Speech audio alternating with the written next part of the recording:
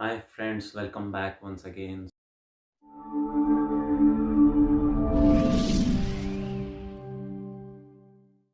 So friend, we will discuss each and everything about RD और recurring deposit in this video कि क्या होता है recurring deposit, कितने टेन्योर के लिए करानी चाहिए, कौन करा सकते हैं, रेट ऑफ इंटरेस्ट क्या है, टैक्सेशन क्या है और सारे बेनिफिट जो रिकरिंग डिपॉजिट में होते हैं. So watch this video completely. So अगर आपने अपनी इन्वेस्टमेंट स्टार्ट की है रिसेंटली, या अगर आप मार्केट में नए हैं, या अगर आपको 3 साल से कम का टाइम ड्यूरेशन है आपके पास, या अगर आपको एक फिक्स रिटर्न चाहिए, तो yes, you are at the right point. आपको अपना एक recurring deposit या RD स्टार्ट कराना चाहिए.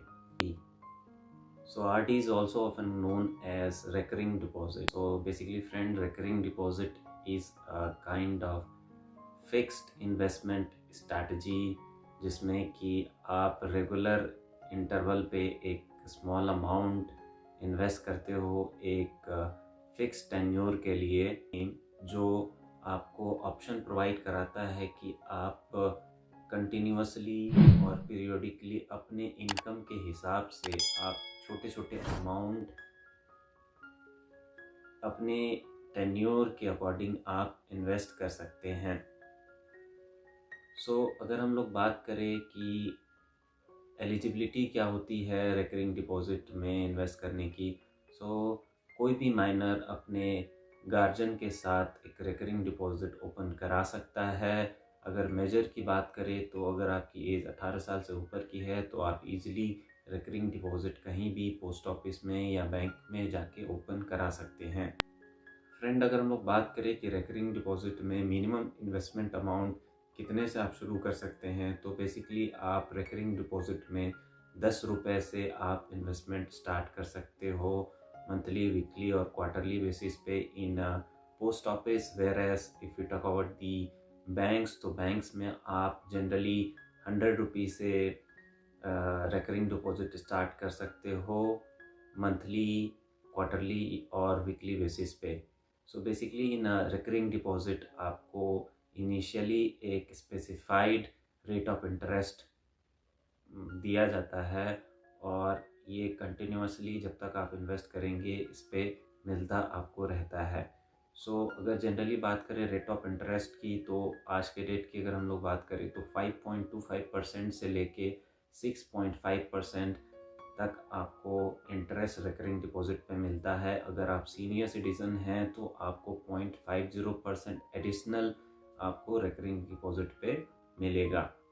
सो फ्रेंड्स, अगर हम लोग बात करें कि रिकरिंग डिपॉजिट का टेन्योर कितना होता है, कितने टाइम तक आप इन्वेस्ट कर सकते हैं, तो बेसिकली जो मिनिमम टेन्योर है रिकरिंग डिपॉजिट का, that is for 6 month, and maximum आप 10 ईयर के लिए रिकरिंग डिपॉजिट में इन्वेस्ट कर सकते हो.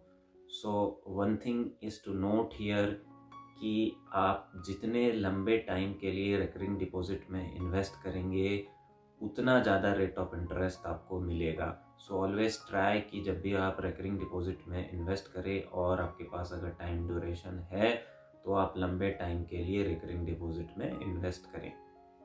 दूसरी बात अगर हम लोग फ्रेंड करें तो रिकरिंग डिपॉजिट अगर आप प्री मैच्योर पे क्लोज़र कराना चाहें तो आप करा सकते हैं, लेकिन अगर आप प्री मैच्योर पे रिकरिंग डिपॉजिट को क्लोज़र कराते हैं तो आपको 1 से 2% का पेनल्टी पे करना पड़ेगा बैंक को. प्लस अगर आपको इन केस अगर आपने कोई रिकरिंग डिपॉजिट कराया हुआ है और आपको इमरजेंसी फ़ंड की रिक्वायरमेंट पड़ जाती है तो रिकरिंग डिपॉजिट के थ्रू आप लोन भी अवेल कर सकते हो. 90% तक आप रिकरिंग डिपॉजिट से लोन अवेल कर सकते हो जो कि बैंक आपको प्रोवाइड कराएगी, और ये जो रेट ऑफ इंटरेस्ट लोन का होगा वो आपके रिकरिंग डिपॉजिट से 1 या 2% ज़्यादा होता है. प्लस आपको इसमें टाइम ड्यूरेशन भी मिल जाता है इसको पे करने का.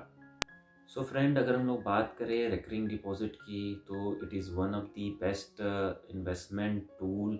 अगर आपका इन्वेस्टमेंट टेन्योर बहुत ज़्यादा नहीं है। शॉर्ट ड्यूरेशन के लिए अगर आप इन्वेस्ट करना चाहते हैं, से फॉर एग्ज़ाम्पल 1 ईयर 2 ईयर के लिए, तो आपको डेफिनेटली आरडी में इन्वेस्ट करना चाहिए। कंपैरेटिवली अगर हम लोग एसआईपी की बात करें तो एसआईपी के कंपैरिजन में हम लोग अगर आरडी की बात करें तो अगर आपका टेन्योर शॉर्ट है, छोटे अवधि के लिए अगर आपको इन्वेस्टमेंट करना है 1 से 2 साल के लिए, और आपको श्योरली पैसे की रिक्वायरमेंट पड़ने वाली है, तो आई वुड सजेस्ट कि आप एसआईपी के बदले आरडी में इन्वेस्ट करें। क्योंकि एसआईपी में थोड़ा मार्केट वॉलेटिलिटी की वजह से हो सकता है कि आपको रिटर्न ना मिले, कई बार लॉसेस भी होते हैं। अगर आप 2017 से लेके 20 का देखेंगे मार्केट सिचुएशन, तो आप देखेंगे मोस्ट ऑफ दी एसआईपीज़ ने नेगेटिव में रिटर्न दिया हुआ है। सो वेरी इंपॉर्टेंट पॉइंट, अगर आपका टाइम ड्यूरेशन शॉर्ट है, 1 से 2 साल के लिए अगर आपको इन्वेस्टमेंट करनी है और 2 साल के बाद आपको पैसे की रिक्वायरमेंट है, तो you should must go with the investment in RD में आप इन्वेस्ट करें। सो फ्रेंड, अगर हम लोग बात करें कि अगर आप 500 रुपीज़ ईच मंथ अगर आरडी में इन्वेस्ट करते हैं for the tenure of 5 year, तो आपको अराउंड 35,000 के आसपास की मैच्योरिटी आपको बनती है at the rate of 6.5%।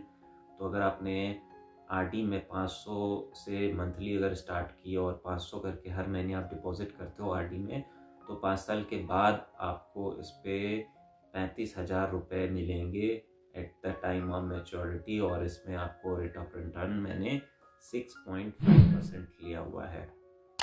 So friend, I hope कि आपको आरडी से रिलेटेड चीज़ें क्लियर हुई होंगी। In case if you have any query, you can comment in the below section. Also if you want to check out कि RD और SIP में कौन सा बेटर है, या स्टॉक मार्केट क्या होता है, अगर आप बिगनर हैं तो I have made a video for the beginners to learn about the stock market, mutual fund क्या होता है, ये सारी चीज़ें आप वीडियोस देख सकते हैं, मैं डिस्क्रिप्शन लिंक में दे दूँगा। So thank you so much for watching these videos. Subscribe, like and share.